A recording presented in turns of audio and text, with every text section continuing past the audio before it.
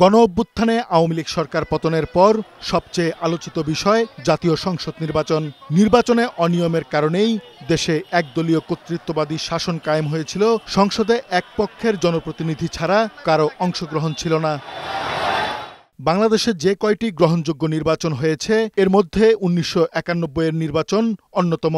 সেই নির্বাচনে মাত্র ৩১% ভোট পেয়েও সরকার গঠন করেছিল বিএনপি, অর্থাৎ ৬৯% ভোটারের ভোটের প্রতিফলন হয়নি সরকার নির্ধারণে।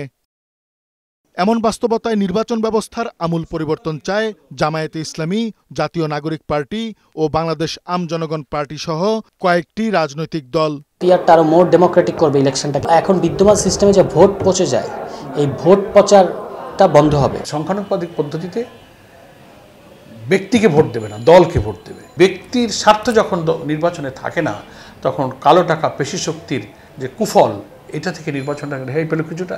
অনেক লোকের পাওয়া যায় বলে কি যে ভোট দেবো কেন, ভোট দিয়ে লাভ কি, আমার ভোট তো কাউন্ট করা হয় না। তাদের ভোটের অধিকারকে তাদেরকে যদি সন্তুষ্টি দিতে হয় তাহলে আমি মনে করি পিআর পদ্ধতির প্রয়োজনীয়তা আছে। পিআর পদ্ধতিতে কিন্তু সঠিক লোকরা কিন্তু সংসদে যাবে। তারা বলছেন পিআর পদ্ধতিতে নির্বাচন হলে সংসদের সকল মতের প্রতিনিধিত্ব নিশ্চিত হবে।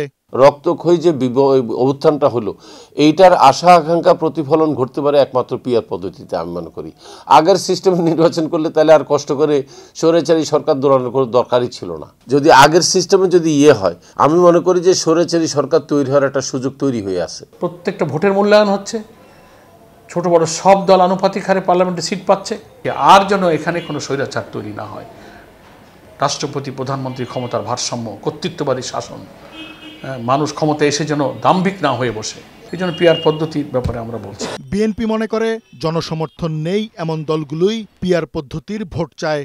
জামাত পুরনো রাজনৈতিক দল, তারা সবসময় সামরিক শাসনের পক্ষে থাকে। তো তাদের মনে এটা ধরলো যে ঠিক আছে, এটা একটা, আমরা যেহেতু যেতে পারবো না জনগণের ভোটে, তার চেয়ে নির্বাচন না হলেই ভালো। সুতরাং তারা পিআরের পক্ষে জোরদার দাবি জানালো, বক্তব্য শুরু করলো। নতুন একটি দল বর্তমান সরকারের ইঙ্গিতেই গঠন করা হয়েছে, এনসিপি, তারাও এটা লুফে নিল। আরও ছোট ছোট দল, যাদেরকে রাজনীতির ভাষায় কেউ বলে হুন্ডা পার্টি, কেউ বলে ফক্সওয়াগন পার্টি।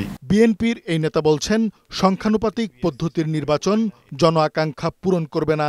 জনগণের সাথে কথাবার্তা বলে আমরা সবাই দেখেছি এই পিআর সিস্টেম কেউ বোঝে না, এটা অতীতে কেউ দেখে নাই। সুতরাং তারা একজন ব্যক্তিকে ভোট দিতে ইচ্ছুক। যখন শুনবে যে অমুক মার্কায় ভোট দেবো এবং কে এমপি হবে তারা জানে না, অনেকে ভোট কেন্দ্রেই যাবে না। বিএনপি আগের বর্তমান বিদ্যমান যে সিস্টেম, এই সিস্টেমেই ভোটে অংশগ্রহণ করতে আগ্রহী। তবে জামায়াতের এই নেতা মনে করেন কোনো দলের আকাঙ্ক্ষার নয়, জনগণের প্রত্যাশার মূল্য দিতে হবে। একটা দল না কইলে হবে না। ব্যক্তির চেয়ে দল বড়, দলের চেয়ে দেশ বড়, বক্তৃতার সময় বলি। কিন্তু যখন জাতীয় সাথে ছাড়ের প্রশ্ন আসে তখন ফর্মুলা উল্টে যায়, যে আমার পছন্দ হয় না তো আমি হতে দেবো না, ব্যাখ্যা দিচ্ছি না, এটা জনগণ কেন বুঝবে না। কাজী ফরিদ, বৈশাখী সংবাদ, ঢাকা।